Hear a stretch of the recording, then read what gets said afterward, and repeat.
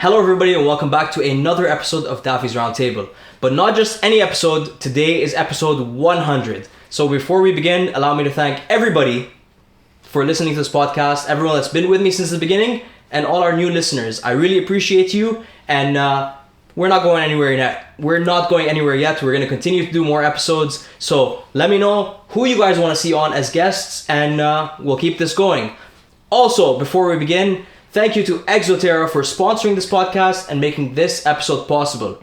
Exo Terra makes quality products for our pet reptiles to make them feel at home.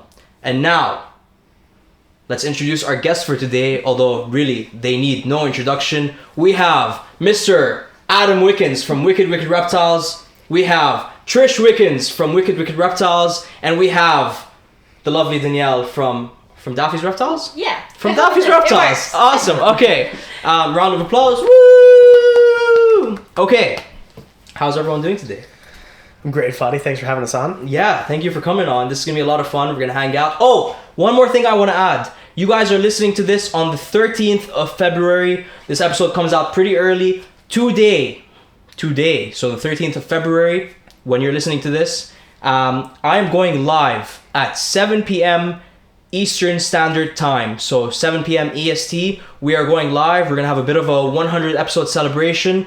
Who knows? I may have some guests joining me. If you are hanging out, please feel free to hang out. We're going to do a bit of a Q&A, so it's a chance for you guys to join in, ask some of my guests some of these questions. And yeah, it's going to be a lot of fun, so please make sure you come through. Anyway, let's get to the episode. I've already asked you guys how you're doing, but how's everyone doing? Good. Okay, cool. So, let's start off with today. We've been hanging out. We've had a lot of fun. It's been a great day so far. We filmed some videos, but more than that, we hung out with some cool reptiles. So, we'll start off with, what's everyone's favorite reptile that we hung out with today? Adam. Kratos. I mean, Kratos, yeah. He's this giant Burmese python, right? And he's a puppy dog. He's super chill, tame, calm. You can pull him out. He's not going to bite you. He kind of huffs and puffs and blows your house down like a big bad wolf.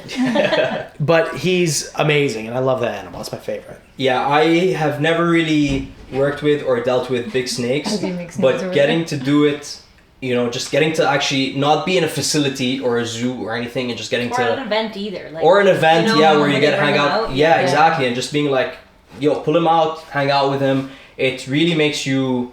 I feel like a child again when I'm like, you know what I mean? Like watching all these shows and I'm like, oh, I want to hang out with all these big snakes. Kratos is awesome. I don't think I'll be keeping any Burms anytime soon. But that makes one of us. Yeah, I will be coming back here. It will happen at some point. Yeah, exactly. Trish? Oh, I don't know. Stitch is pretty fun, but it's hard to pick when we have such a... What is Stitch? Oh, Stitch is a blue tree monitor. Yes. So it's hard to pick between Stitch and the new ones we got today were also fun. Can we say what it is? Can we drop that on podcast? What did you guys get today? So we got 2 Australian frilled dragons. So they're still... Oh, and 2 Texas rat snakes. Oh, the animals on the fig. Which you haven't got bit by yet. Because I haven't handled them yet. But I'm sure it's coming. I'm not excited for it. It sounds like you get bit by a lot of reptiles, Trish. Oh, I feel like I'm just like the bait man. Like You're the pincushion. Yeah, exactly. Yeah. I love it. So it's between the Australian frilled dragons and Stitch the blue tree monitor. Yeah, the Australian frilled are like, they're so tiny still. I've never seen them that small. So it's fun to kind of handle them. And they're both in my hand at the same time. That was really cute. But the patterning on them almost looks like veining, like you know, certain plants like anthuriums, their veining is like a different color, so they're more expensive. Like it's kind of like that, so it's more pronounced, and it almost looks like, you know, like really pale people, and you can see their veins when it gets cold. That's what it looks like. I think they're so cool, like the coolest thing. I think for me it's the almost black and white tone to them, like the contrast of them. They almost look like a black and white horror movie. But they're so cool. And you were saying that once they grow older, they turn, all the frills go red. More red. Yeah. So I can imagine like the contrast of red to the whites and blacks is absolutely incredible. Yeah, it's like this red on the front and the back, which is crazy. Yeah, I did see on the back. And then they have those canine teeth, so they have the mouth like completely open, and this red, and it looks insane. Dinosaur-like. Exactly. So so imagine you're like a predator, and all of a sudden this thing that looks like a snack all of a sudden turns into this monster, you know? Yeah, so awesome. I don't know if I'd call them a snack, but but yeah, absolutely. A sweet treat. Absolutely. I call Daffy's Reptiles a snack all the time. Yeah, I'm a full meal. I'm not just a snack, okay? Okay, and Danielle, I know when we did the video, you chose Alfie as your favorite reptile, but for real, what was your favorite reptile in this room? I think I'm gonna have to go with Kratos as well. He's pretty cute. He's pretty cute. He's got that big dumb head, and So what you're saying is we can get worms? we can get worms. We can have worms? We're not right now. We have no space. Don't Yeah, I worry. know that's You the guys issue. have time. We will provide. Yep. So what you're saying is you're gonna breed worms at some point? I think we should do a little bit more. We had We'll one see. clutch Okay. of berms 2 years ago. Okay. And it Sounds took like us another. a long time to get rid of them because it's difficult. Here they're legal. Yeah. But everywhere else. Yeah, they're not legal in Ottawa where I live. Yeah. Yeah. So there's a lot of places Let's where look at one. Yeah. I mean, You're going to be moving anytime soon. Anyway, Fingers crossed, hopefully. fingers my crossed. recommendation is cut the Yeah. part where you say where you're from. Yes. Yeah. No, but realistically, honestly, I'm actually not in Ottawa. I'm on the outskirts of Ottawa where technically there's no bylaws where Right. I am. So I'm not I don't count as the city of Ottawa. So I could legally keep them. Mm-hmm. So what you're saying is We should we're get gonna worms. worm. We should get the worms. next round because it's time. Absolutely. And like the footprint, like think about it. So if you have an 8 foot by 2 foot enclosure, we're talking about 16 square feet. Yeah. Every room, even an 8 by 8 room is 64 square feet. Yeah. So it doesn't take that much room. True. And you're going to handle them a lot because, I mean, The Straight puppy up. dog tame. Yeah, Yeah. exactly. so Yeah. I highly recommend it. I think berms are the coolest freaking thing. And they don't need a lot of height. They don't need a lot of height. So you know those that like I don't want to call it a wife smith or whatever they're called, Wife's but tale? wife's tale, whatever it's called. So does Kratos like size you up at night so that he can so he can eat you? You know, it's usually the hognose snakes we worry about. Yeah. Yeah. Yeah, the hognose snakes are the ones we worry about sizing us up. But Kratos is 15 feet, so he's exactly 3 times my size. So I love that. But I'm also glad you brought up the hognose because I actually wanted to dive into some of the breeding projects you guys are working on and then also compare some of our projects to some of your projects as well. But we don't keep hognose, so maybe we'll start at hognose. You're pairing hognose this year? Yeah. Yeah. We Look have. like I don't really want to do hognose this year. I want to do hognose, but she's the one doing it. So I looked at her because she's the one taking care of it. Yeah. my wheelhouse. But so we've got 3 of our pairs that have been paired a few times already. So hopefully, in the next couple feeds, they don't take a feeding because they don't have room for it. So. Okay, great. So this is exactly you just touched on exactly what I want to know ask. I did. So you're a genius. So you paired them. Do you pair and keep them together, or do you pair and separate? And then a follow-up question would be, you said you wait till they stop eating. So is it when they're gravid that they stop eating? Yeah. So we've paired them, and then we put the males back in their enclosures, and then we put the males back after, what was it, a week or 2? Yeah, so we usually leave about 3 days, like leave them for 3 days together, and then we take them out for 4 days to 7 days. Yeah. Okay. So And you then kind of give put them them a back or break. just do it the one time? No, we put them back. So we always put the males and the females so they can smell the female. So we put them back into the females, let them do their thing. They start twitching, doing whatever they do.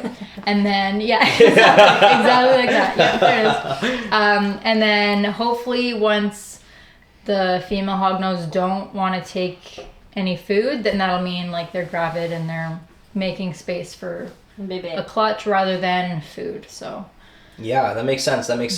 And do you have any pairing things that you do? Like I know some people brumate some animals. Some people like will feed a female extra to kind of like buff her up before the pairing. Do you do anything like that? More so we feed the females before we pair them because if they're hungry, they're just going to eat the male. Is that a thing? That's a thing. Interesting. Yeah, hognose are very cannibalistic. Interesting. I used to follow SoCal Herps on YouTube before I started. I still do, but I used to like to. I used to. If you give me a while, I could again. And they had an issue where some of the females would eat males. Interesting. So we do that. We don't brumate.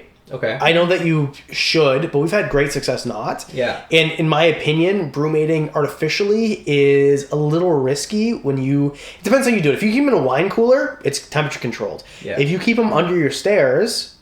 And the house fluctuates. Yeah. We know people who've lost whole collections like that. Mm-hmm. Yeah. So to me... It's too risky. Too risky, and we've had success not doing it. So there's nothing wrong with doing it. Mm-hmm. Just to us, we just feel like it's not necessary. Yeah, and different things work for different people, right? Mm-hmm. And like, not to say it's being forced, but some people will force their animal to brumation, and you don't know if their body is ready for brumation, or if they've had enough meals, or if they've digested the last meal, and there's a lot that goes into it. And yeah, like I said, different things work for different people. So if it's working for you, why do it, right? Exactly. Yeah, no, 100%. So, okay, so you've paired them. You've seen locks, fingers crossed. Yes. Yeah. How long till you expect some eggs? They're egg layers? Yeah. Mm-hmm. Okay. How long till you expect some eggs? What is it again? It's different with... So it depends. I'm thinking of... It could be 30 days. So you'll see a prelay shed. Okay. And then usually 30 days after that... It's pretty fast. Yeah, you'll see eggs. That's real quick. Yeah. Yeah. And then the eggs 55 to 60 days, usually 55, 60. So we do the same temperature as leopard geckos. So we're not going to do leopard geckos this year, but usually the temperature... in the same incubator? Yeah. And we always incubate for females, usually. So they are TSD. Like, sex determinant. Leopard geckos are. Leopard geckos, so, okay, cool. So Yeah. 82 degrees is for females, for leopards. Yeah. So we put the hognose in at the same temperature, and they usually take about 57 days. Cool. 57, 58. And they pop out, and we've had... It's usually about half and half. We actually get more males usually than females, but I don't think it has to do with temperature. I just think it's my bad luck. Okay, interesting. Yeah, there's a wolf upstairs. There's a wolf upstairs. Yeah, that's why he just wants to be part of the. He just wants to be part of the podcast. Yeah, absolutely. Okay, so that's interesting. And then post them being, I was gonna say born, but I guess post them hatching. Mm-hmm. Do you do anything special, or is it just we're raising them like we raise the adults? Feeding them is. Is it hard to get them started? Yeah. So we have to. Some of them take right away. Yeah. And some of them just don't, and we really have to work on. Kind of like assist feeding and then sometimes force feeding, which are different. Yeah. Are they do they eat in the wild? Do they eat frogs and lizards and stuff like that? Yeah. So do you do anything to kind of get them onto mice and pinkies and stuff? So my first few years, like 10 years ago, breeding, I would find a frog. Don't do this, by the way. This is what I would do 10 years ago before I knew better. Yeah. I would go get a leopard frog or a bullfrog. Whoops. There you go. Yeah. Fancy chair. Fancy chair, yeah. And I would rub a mouse on it. Now, obviously, don't do this because although it's very unlikely you could pass a parasite this way, just don't do this. And also don't go and capture frogs in the wild. It's just a bad idea. So you can go buy a frog and do that. I've done that before. Tuna juice is another one that works good. Tuna juice. Yep. So take the tuna, drain the juice. There's the wolf. And hello, and then that works really well too. Yeah. But sometimes you just have to help them along, and then eventually, after 2 or 3 of those, they'll get going by themselves. That's very cool. Yeah. Very cool. And do you wait a specific amount of time before you think the babies are ready to sell, or are they good to sell immediately? If they take 3 feedings in a row unassisted, you're good to go. They're ready. Okay, yeah, cool. Yeah, I've bred a lot of lizards, a lot of different species of lizards over the years.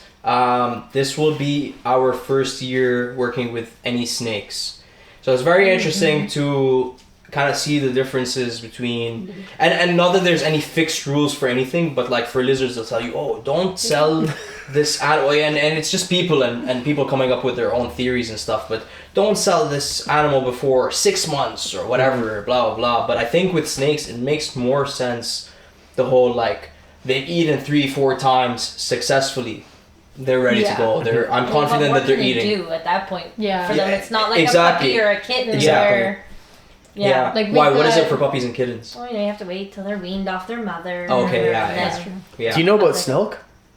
Oh yeah. I was gonna wear that shirt. Tell me about Snilk. So here's the thing: is like people think that after 3 feedings, they're good.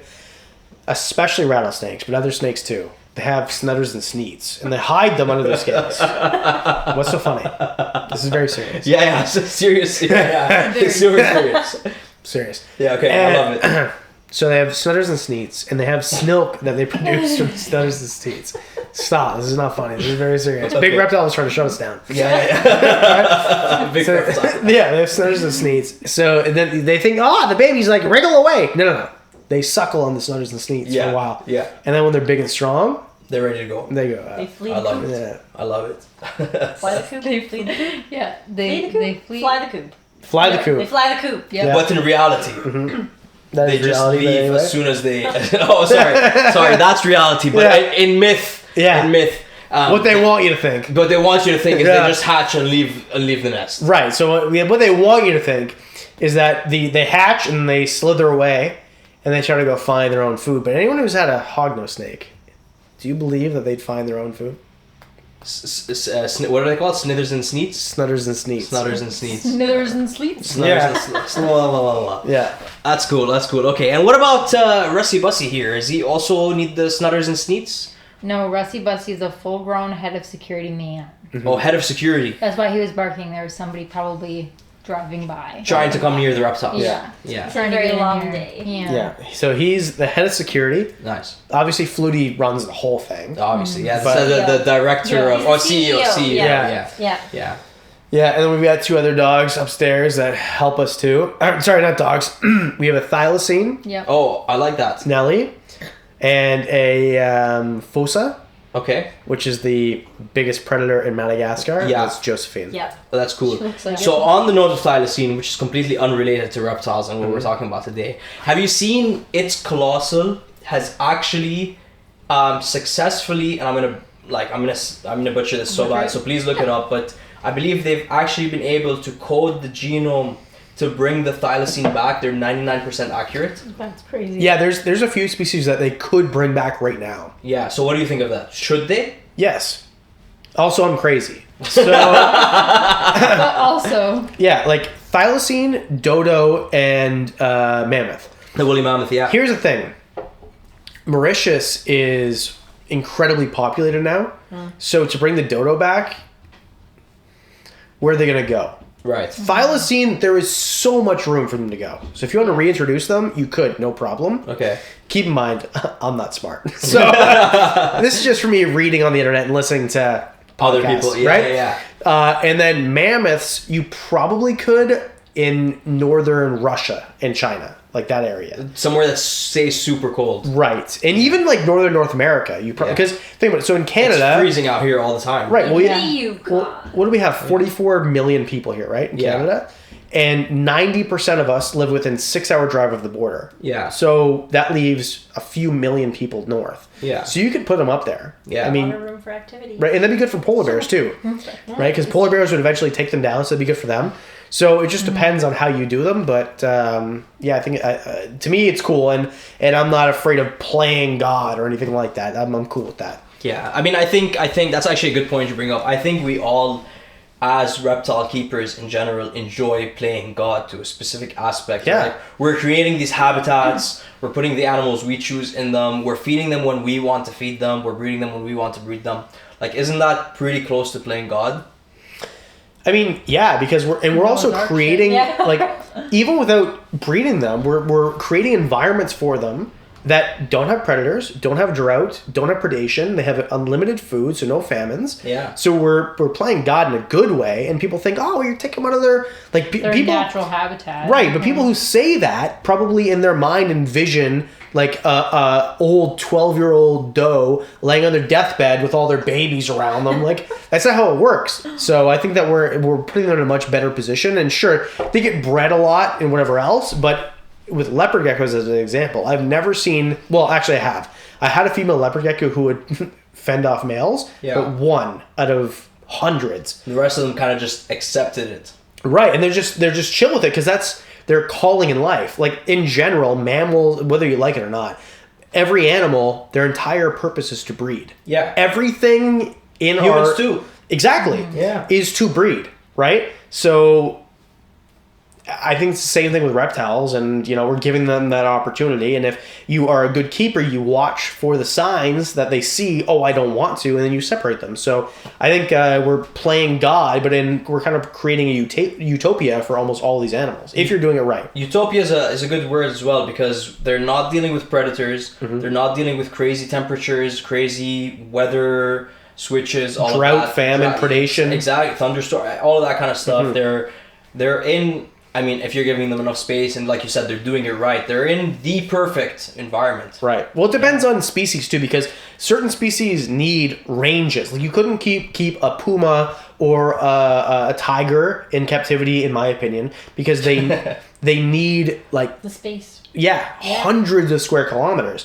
But a stenodactylus doesn't need that. Yeah. Right? Mm-hmm. There are certain animals, mountain horn dragons, that probably stay in the same tree or couple trees their entire life. They barely move. Exactly. So if you keep them in an enclosure, they'd probably get more space than they'd actually take advantage of in the big wide world. Or even, for example, Williams eye. Yeah. So Williams eye, their entire range for the entire species is 8 square kilometers. That's crazy. So how much? Yeah, that is crazy. Right, and an individual male will find one tree and spend their entire life on one tree.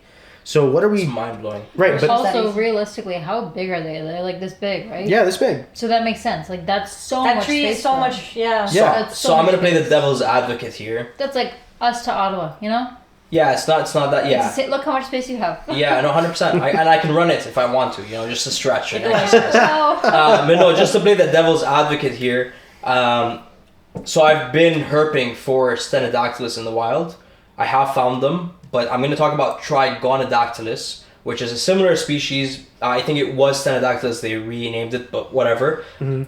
I went walking for probably 2 hours, found a colony of them, and then went walking for another 2 hours without seeing anything, and I saw one there. Now you could argue that maybe a bird dropped it or whatever, but are they really sticking in one area, or are they traveling more than we think? How do you know that wasn't a different colony? That you just found one? That's also a very valid point, mm-hmm. Right, yeah. Because we know with leopard geckos, and when I say we know, absolutely, we know those animals stick within a range the size of a room. Yes. Right? Yeah. So they're in a very small space, and then they go out at night to hunt, and then they come back during the day. Yeah. So this whole thing about, in the wild, they've got so much room. No.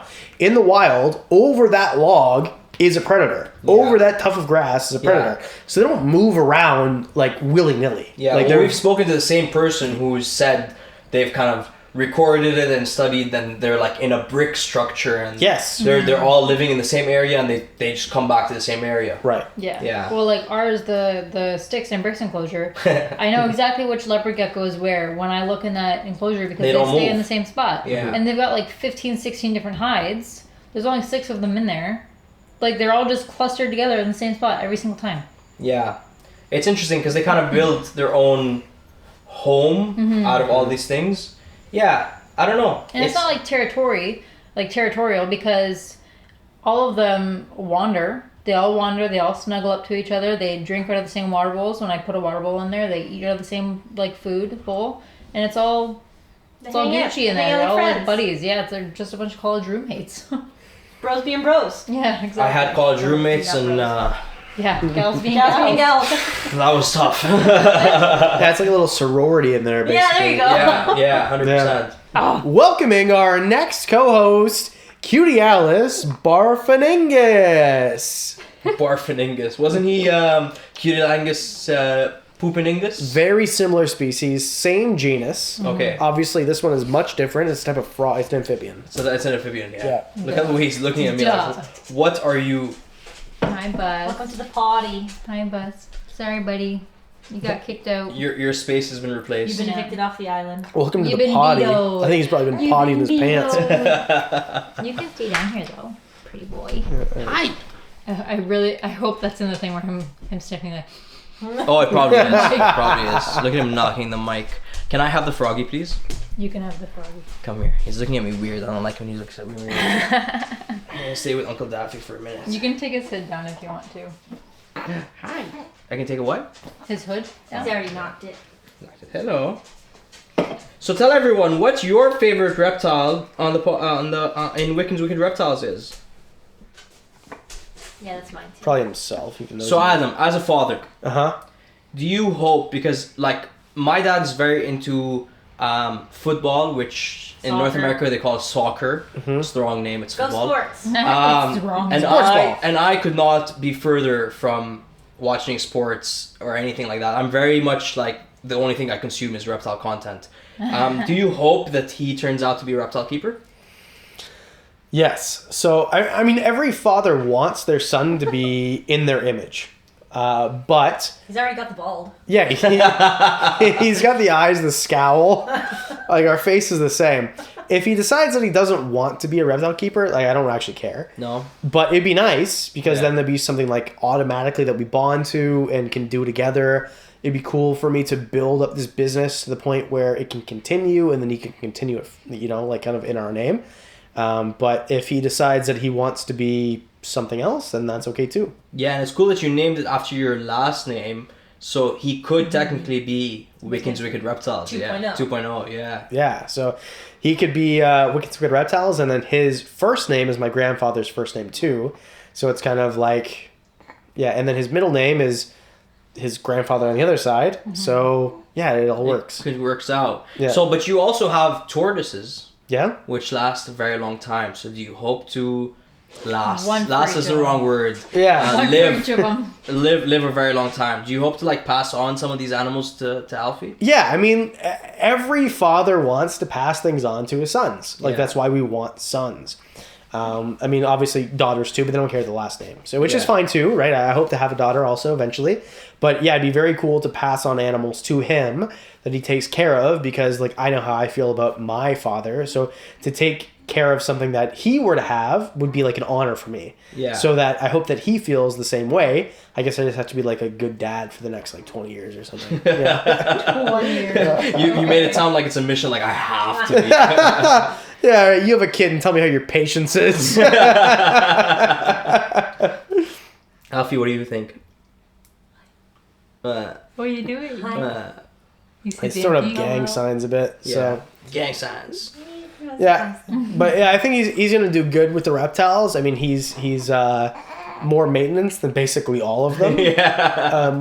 But overall, also he's not an exotherm, which is great. So we don't have to keep like the temperature a certain way. We don't have to put him under a basking lamp. Ever since his 3rd day of life, there's been no basking lamps for him. So he's been doing good. Yeah. And Trish, what do you think on the same note? Do you hope that he's like a little reptile keeper? I just hope that he's happy when he grows up, honestly. I think it'd be really cool if he was, because we're both very much into it, and his brothers are very much into it, which is nice. So I think that one day he will also love it. Like if you were to... One day we want to have a farm, which I think would be really cool. Stop that. You're so cute. You like farm. You like the sound of farm, Yeah. huh? You want goats and chickens? I want goats and chicken. We need goats and chickens. True.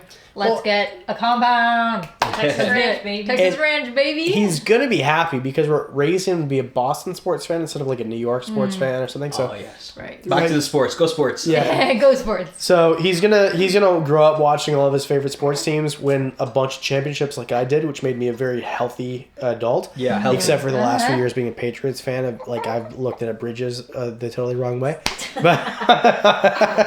But yeah, I think that he's gonna be a happy, healthy kid. You know, like he's being raised by his parents, which is great. Yeah. And he's got something to look forward to. If hopefully I can keep this going, and he can have like a career in reptiles if he wants to, and if not, he can go to school and be a mathematician or something smart that his dad couldn't do.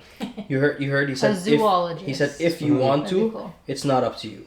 It's really not up to you. You have to be a reptile keeper. It's in your blood. Yeah, Uncle literally Daffy has though, right? already decided for you. You're going to be Well, Uncle Potty. Uncle Potty. Yes. Well, he can't speak yet, but It'll be his Uncle brothers call me It'll be Uncle Uncle Potty, Potty. but it'll be Uncle Potty. Yeah. Hello. Uncle Potty on the potty. Uncle Potty on the potty. Yep. Dingleberry fart box. Bye. So anyway, so back to the reptiles. Yeah. Since we have a frog with us. It's an amphibian. It's an amphibian. Amphibians aren't reptiles. I don't know if you know that. Right, that's true. That's That's true. They always put them on. But you know they count. The same thing. We're inclusive here. We are. I hope your subscribers don't think that we just ruined the entire video by adding an amphibian. An amphibian? Oh, that's your subscribers. That's the thing, Yes. yeah. My subscribers like amphibians. We talk to our frogs frequently on here, and they like amphibians. Amazing. So not an amphibian, but let's jump to carpet pythons. So you guys have paired your carpet pythons. Yep. What is the process of that? Are you just leaving them together, or? Yeah, so we just add, again, the male to the female's enclosure, leave them together for a little bit. And honestly, when we got them, I think they were in the same enclosure from the previous owners. So it's not really any different. Like the day that we actually got them, they were locked in the one big enclosure we had them in. The day you got them. The day that we got them.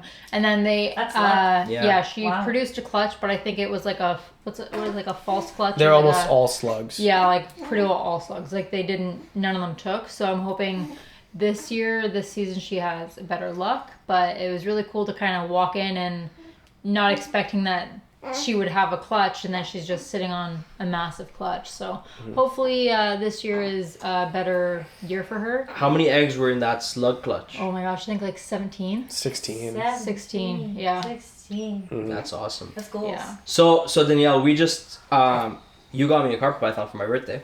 I did. Her name is Lola. So what do you think is so she's obviously not ready to breed with Taz, but No, but she's a good size already. she is. So how long do you think we'd be able to pay her next year? I hope so.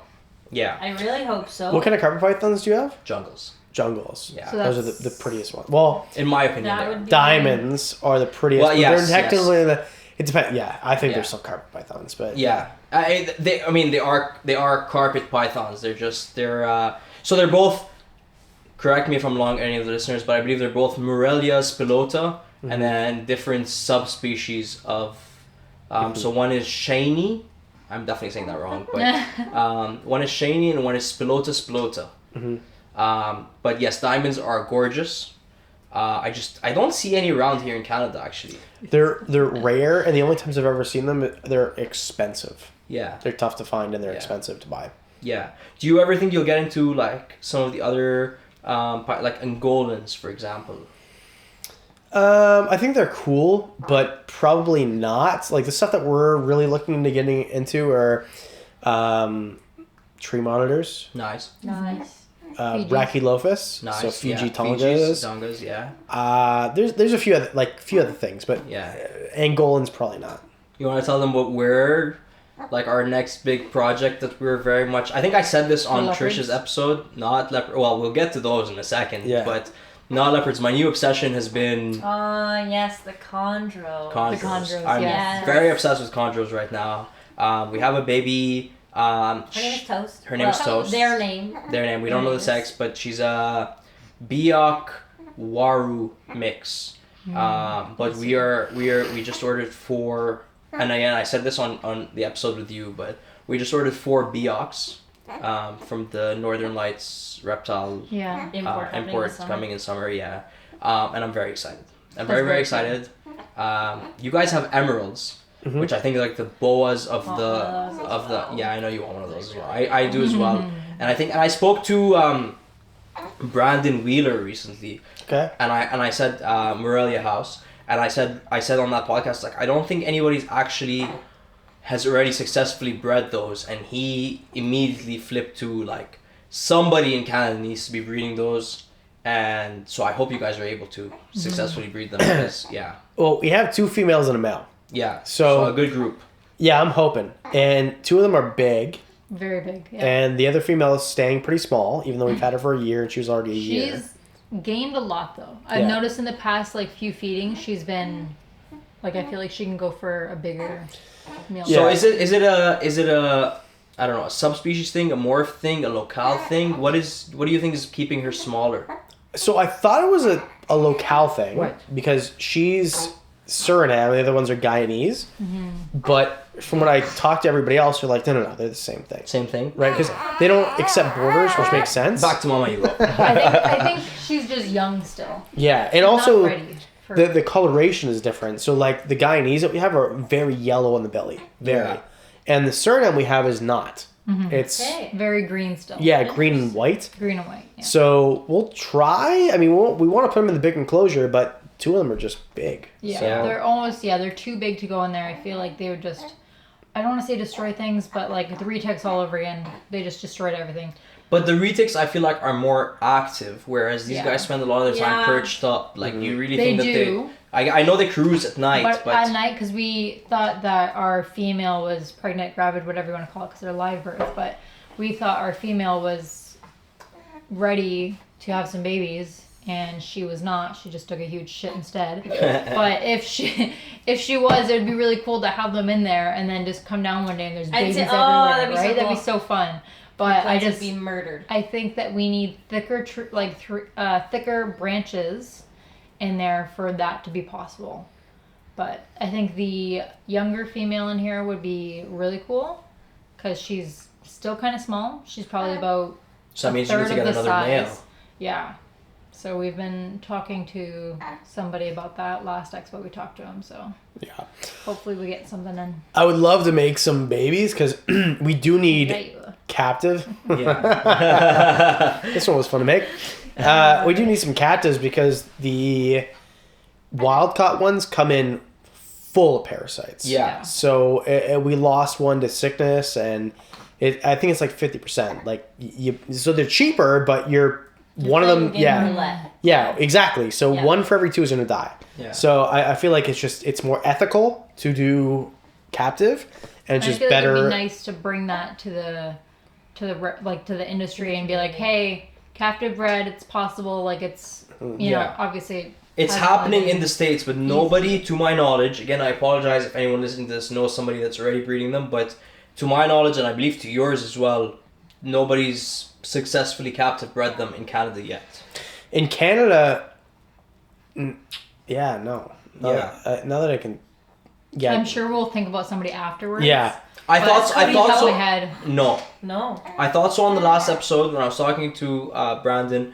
I was like, I don't believe it. I don't believe anyone's done it. And I started really thinking about it afterwards, and I really don't believe anyone's done it or publicly done it. I'm sure there's someone hiding in a basement somewhere that isn't on Instagram. Basement dwellers. Yeah, that hasn't announced it. But I think in the States there's lots. Yeah. Right. Like I was talking to MJ Trap Talk, and he was talking about some guy who has like 300 adults. Wow. That's crazy. So what would it take for somebody to import some of those adults or captive bred babies in here and kind of start a fresh breed? I know it would cost a lot of money, but like start a fresh breeding project with, I don't know, established babies, let's call it. I don't know the CITES on them or if it is at all. Like I don't really know. That's everything's. Where do they come from? They're South American. Yeah. So CITES and it probably wouldn't be as big of an issue as from somewhere else, but yeah, but it depends because like some South American places really do protect their animals,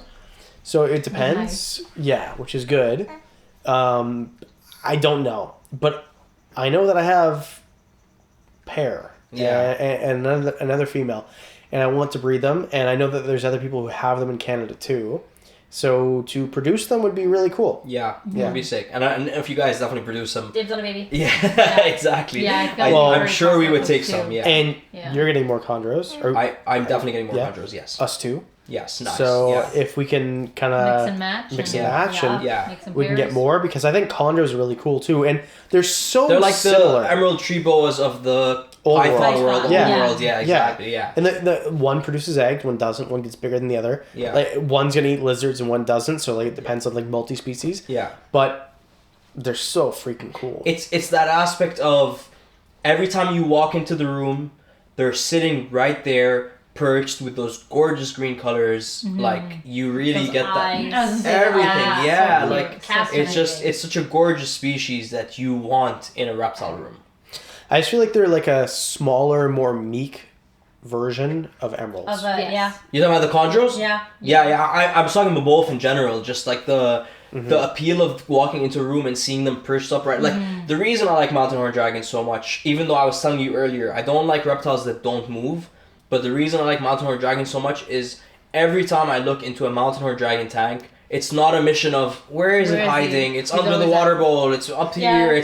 They're always right there in display, like looking at kind of attention hoary. Yeah. I love it. It's you walk in and you see this gorgeous animal that you love, and you get to see them in every time. And I think chondros and emerald tree boas kind of have the same thing. Yeah, even though they're not active during the day, they're always out there. They're always on display. And chondros are smaller too, so you can fit a few into an enclosure if you want to. Yeah, I don't know. I don't know what the. I know somebody that keeps a bunch of females together and then introduces the male occasionally, but I don't know what it takes. I'm still trying to grow up this baby. But yeah, I think it's definitely doable.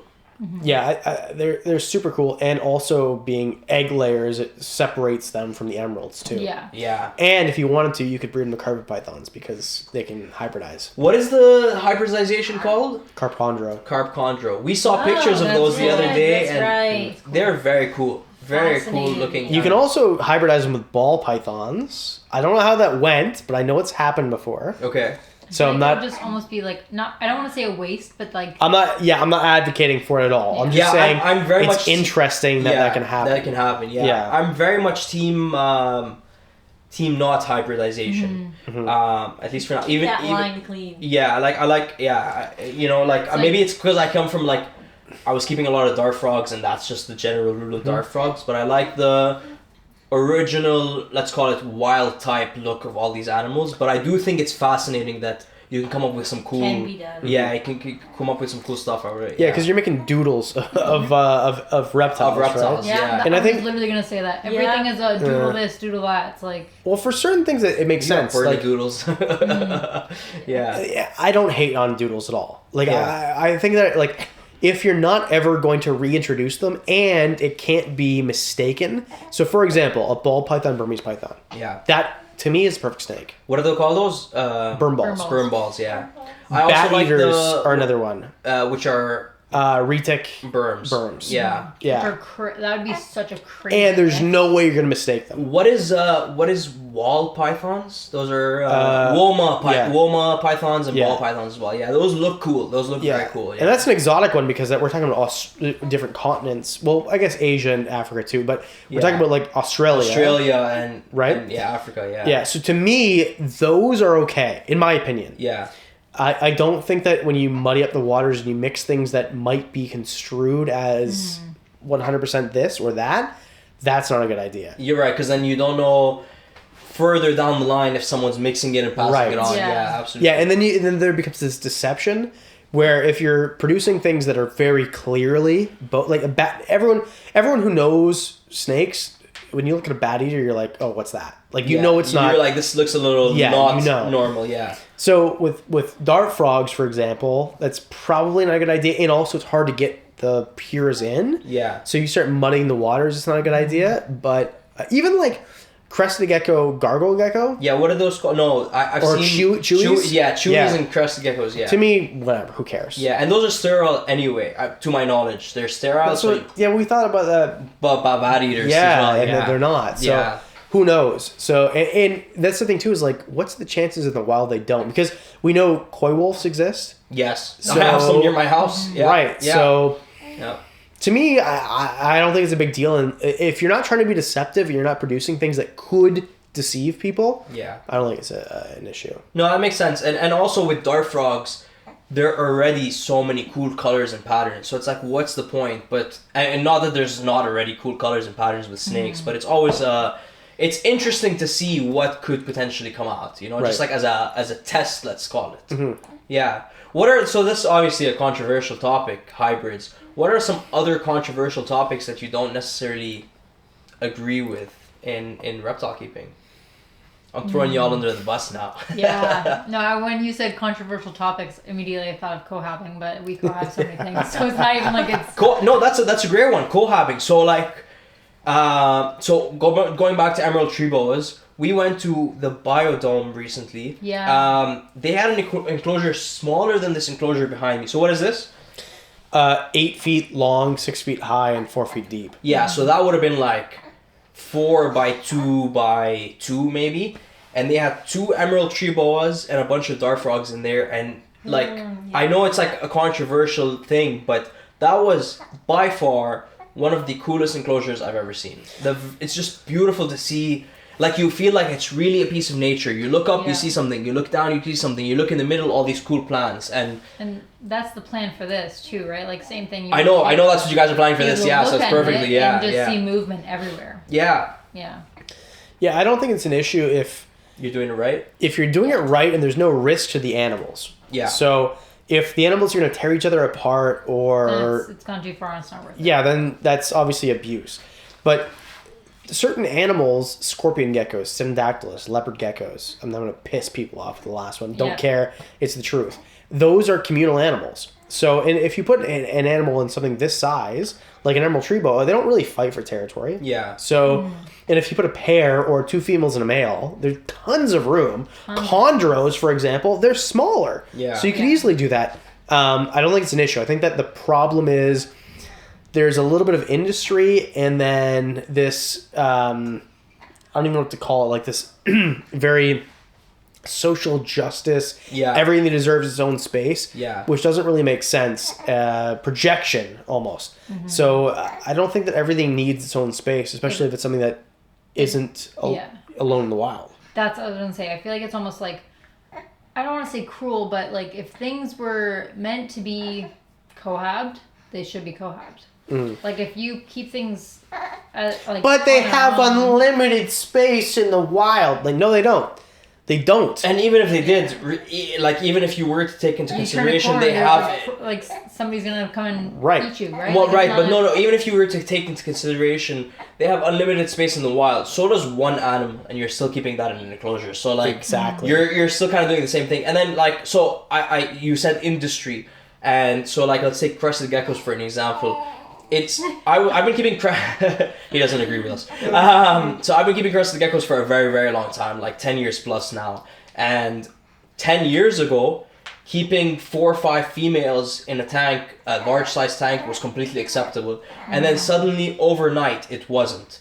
And I do believe that it was like one person had one mishap. Yeah. Spread it on those Facebook groups that I'm not even gonna start about Facebook groups, but like, and then it becomes the common myth or the common rules that you follow. But it's not necessarily one person's experience doesn't necessarily mean that everybody's experience is the same thing, right? Yeah. Yeah, and I think with crested geckos as an example, like, have you ever seen female crested geckos hurt each other? I've been keeping female crested geckos together, like I said, for 10 years plus. Never had any issues. Yeah, and like I've had one female leopard gecko out of I've literally kept hundreds of leopard geckos. I've had one. Her name is Honey. Number 12. And she was a bully. Number 12. Number 12. I don't even name my animals. So like yeah, I know. I was going to say, it wasn't until you started naming them. I never named my animals. Yeah, I named them all, that was it. Yeah. But I number them all to make it easy for like spreadsheets and breeding. Mm-hmm. Husbandry Pro? Yeah, exactly. Husbandry Pro, yeah. Husbandry Pro? Yeah. Husbandry Pro? To make it easy, but Honey was the only one that was a bully. The only one. Didn't like males or females. Personalities. Yeah, and also, that's the thing too, is sometimes with leopard geckos, if you breed them at a very high temperature, they become aggressive females. So that might have been her, because I got her as an adult. Yeah. And she bred with one male, and she didn't like anybody else. Yeah. So there's certain people that we don't like that, who are just kind of dickheads, who you don't want to be around and don't like being around other people. So 100%. Yeah, the whole thing of, cohabiting doesn't work because I read this 1980s care guide. It's like, well, that 1980s made it up. Things changed, and one person's experience. You're not working with a big enough sample size to actually be assuming what you know. Yeah, these people who have the like this TikTok brain mentality, and if they saw the way that Ron Tremper, who by the way is the man, I heard that too. Yeah. Bred his leopard geckos. He had a trough, a 6 foot by 2 foot trough, and had 100 females for one male. Yeah, nobody got hurt. Nobody died. So I'm gonna quickly, that's insane also. I'm gonna side note really quickly. Tell me a little bit, do you know much about Ron Tremper? Yeah. I believe he has a morph named after him. Tremper albino. Mm-hmm. Okay, so in your humble opinion, good person or bad person? Good person. Okay. This hobby wouldn't be where it is without him. So there's certain people. Tremper, one. Barchuk, obviously. Yeah. The Toms. Who are the Toms? Crutchfield. Oh yes. The Mason. The Tom Crutchfield, Tom Mason. Yeah, of course. Grant.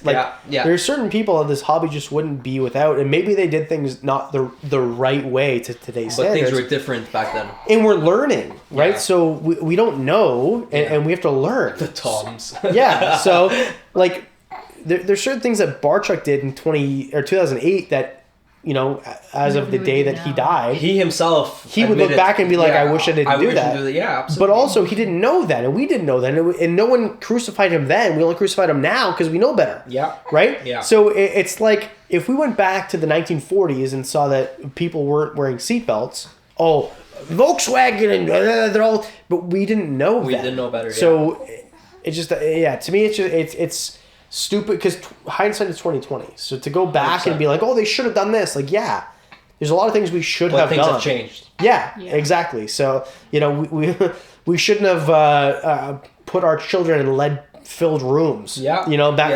So asbestos ceilings. Yes. So we didn't know. Yeah. So 100%. those people, in my opinion, are good guys, even though they did things the wrong way. I agree. If they knew what they knew now, then they wouldn't have done it. They wouldn't have done it. Yeah. Yeah. And they all did it out of love for the reptiles. I Right. was going to say that. Yeah. Nothing was out of, spite, I guess you could Yeah. say. But, yeah. Right. Yeah. It's Yeah. crazy. No, 100%. Those are good guys, for sure. Yeah, no, I agree. I've had the guest on, and I apologize to anyone that's been listening since the beginning, and I should have caught this earlier, and I don't know if I did. I may have even edited it out and not even realized, but I had a guest on come and talk about leopard geckos.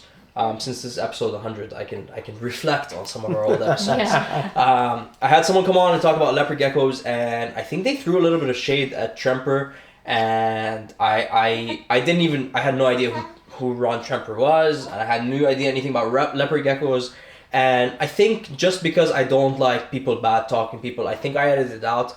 But just in case I did not edit it out, I do want to apologize about that, and I did want to ask somebody that's been working with leopard geckos a very long time. So let's put it this way. I'm going to throw shade at whoever that was. Okay, yeah. First of all, that person obviously has a big enough audience that they were on your show. They don't. Continue. They wouldn't have any audience without Ron Tremper.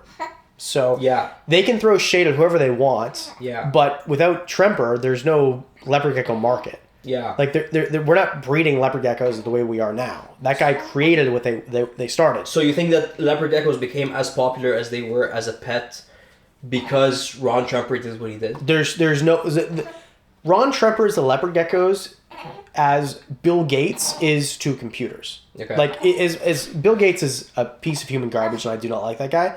But without him, you wouldn't be watching these videos because I edited them on a Windows computer. Yeah. So right. That guy is responsible for technology the way it is, and it wouldn't have advantage. It might be something, but it wouldn't be as far as it is. And Tremper, same thing, but Tremper is also not an evil guy who's trying to push things on you that you shouldn't put in your body. So you can edit that out if you want. But I think we all. No, it's your opinion. I don't edit things out anymore. I think we all agree if we have common sense. So maybe I disagree. Maybe I don't have common sense. Maybe I think that we could all become robots. Right. Yeah. You're like, right, shut up. Yeah. Anyway, to change the subject. Cut. Subscribe to Daffy. No, but for real, to change the topic, because we've talked about leopard geckos and stuff for a while. You guys have a species of snake that you took a liking to. Yeah, thanks, Trish.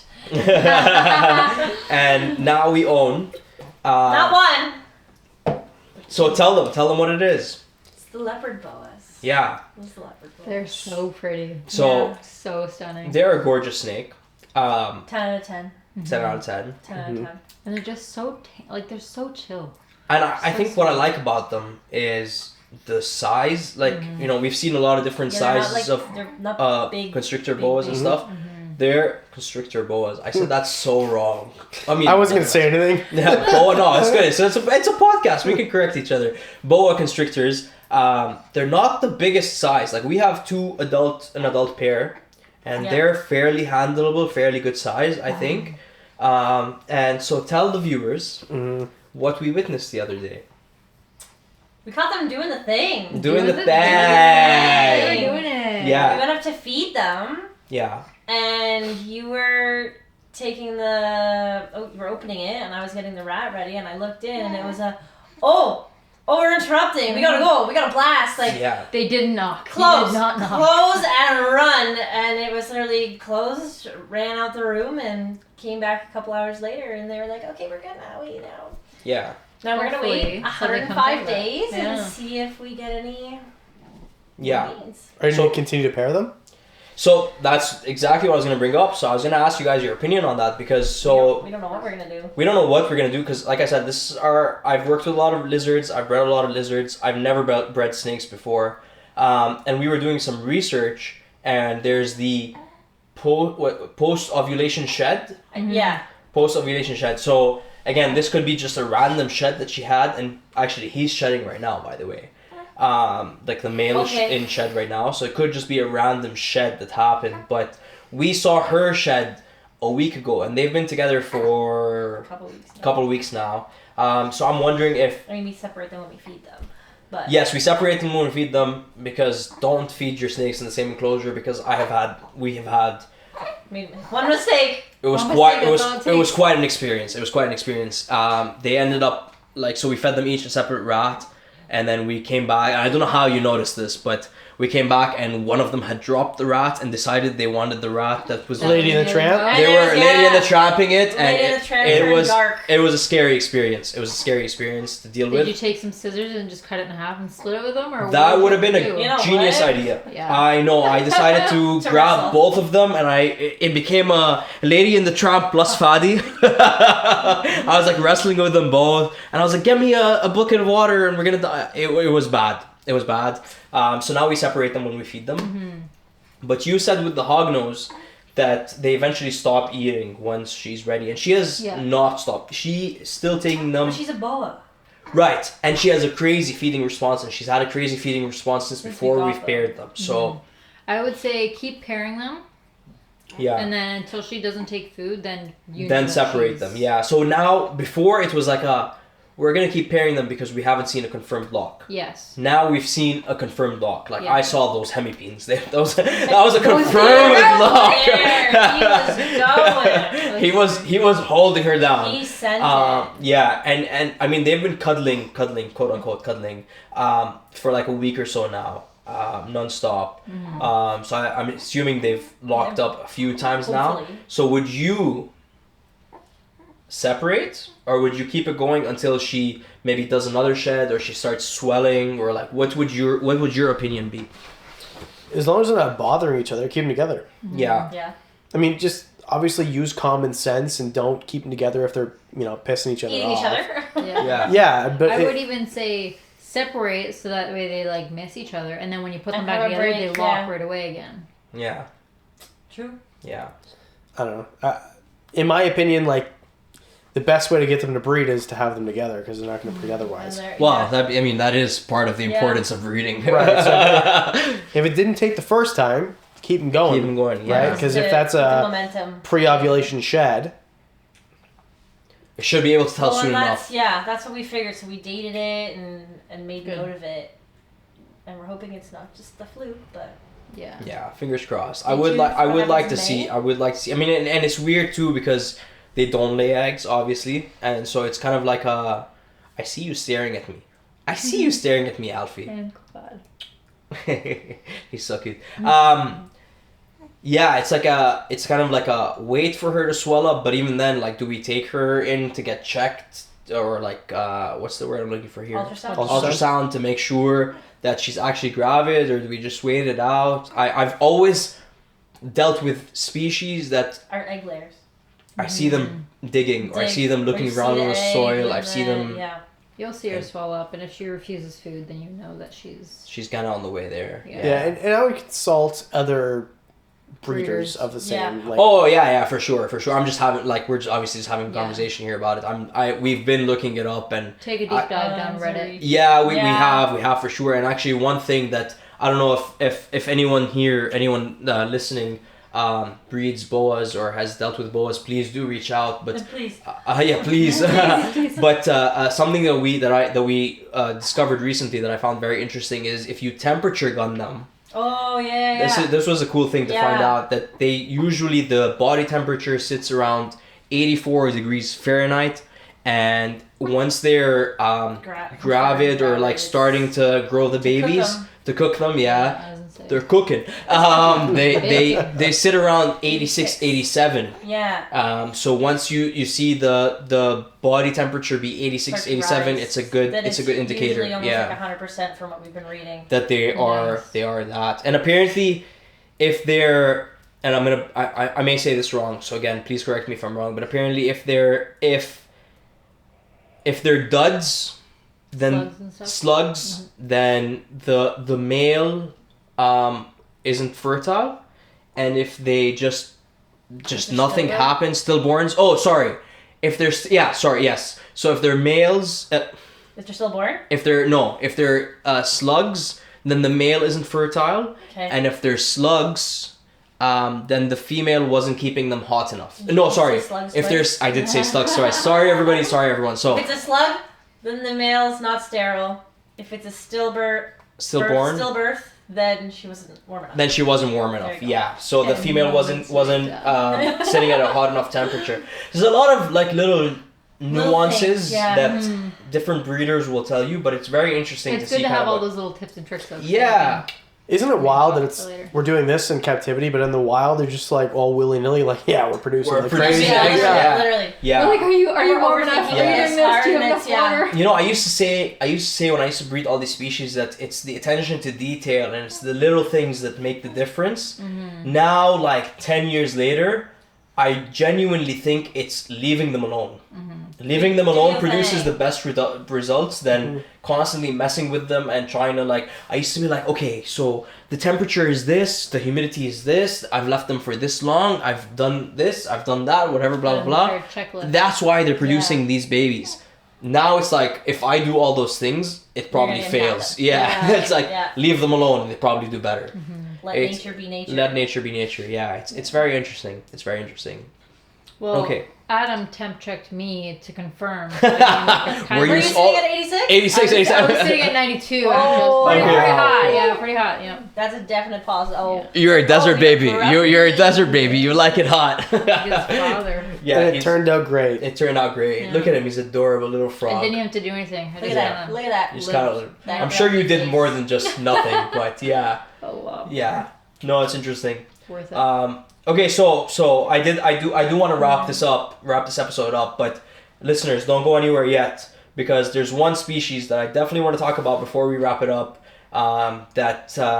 You guessed it right. It's mountain horn dragons. Of course, I'm not going to wrap up an episode with another mountain horn dragon keeper without talking about mountain horn dragons, because I love mountain horn dragons. I mean, it's the logo. So and it's your fault that I have them. Yes, well, I appreciate you saying that. I'm an influencer. Yeah.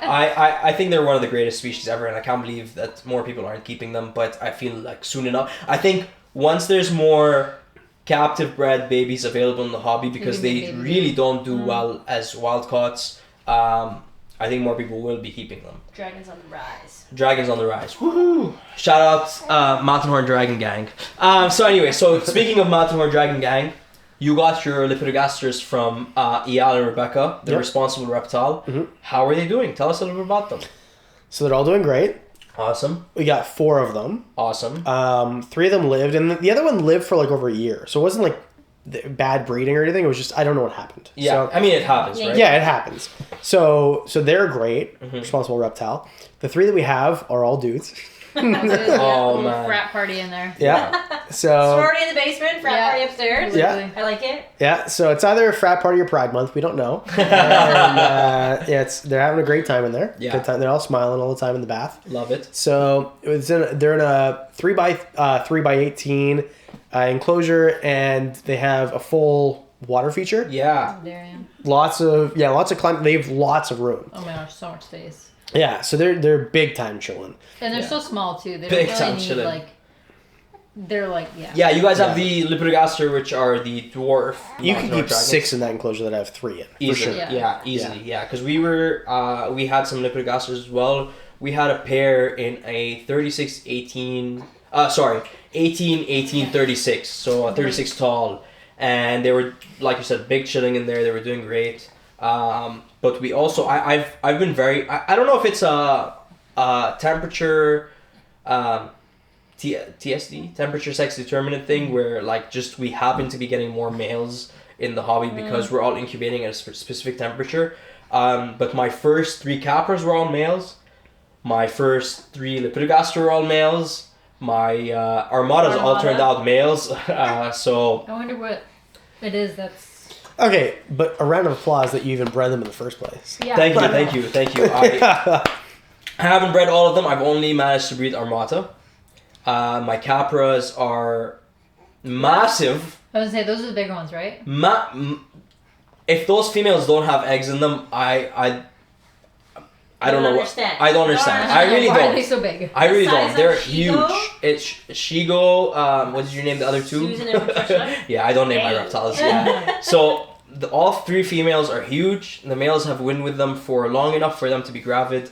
We have not gotten any eggs, but it drives me a little crazy. But You can see. you can almost see the eggs in them. Yeah. Yeah. Crazy. And, I love that. and I just don't get it. I don't get it. But everyone's incubating them super low. So, I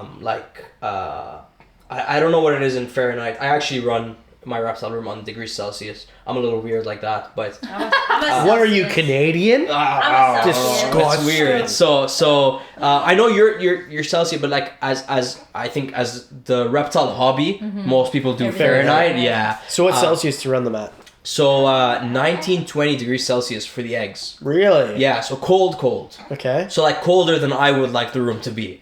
It's like 70 degrees or something like that. Something like that, right? Yeah. I think 23 or 22 is 75, if I'm not mistaken. Damn, so really low. So really low. Like in the 60s almost. Yes. So I wonder if I think it's actually 69, 70, if I'm not mistaken. Yeah. So Nice.